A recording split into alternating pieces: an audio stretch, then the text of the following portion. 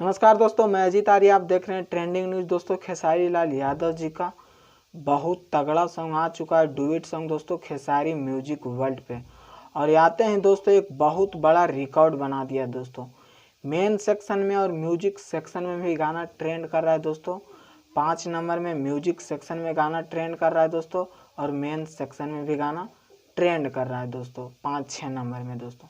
तो एक बार जरूर जाके सुनिए। सॉन्ग का टाइटल है परीक्षा 10 के खेसारी म्यूजिक वर्ल्ड पे आप लोग को सुनने को मिलेगा। अनुपमा यादव जी डुएट की है दोस्तों, आर्या शर्मा जी का म्यूजिक है, और वीडियो डायरेक्टर है दोस्तों पवन पाल, और विशाल भारती जी का लिरिक्स है दोस्तों। तो एक बार जरूर जाके सुनिए।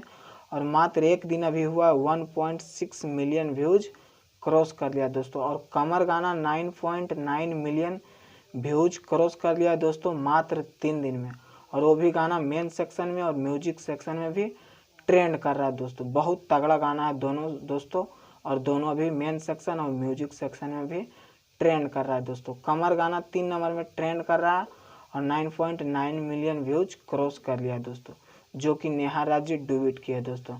अगर अपडेट अच्छा लगा होगा तो चैनल को सब्सक्राइब कीजिएगा, वीडियो को लाइक कीजिएगा और ज़्यादा से ज़्यादा शेयर कीजिएगा। तो दोस्तों फिर मिलेंगे अगले वीडियो में। जय हिंद।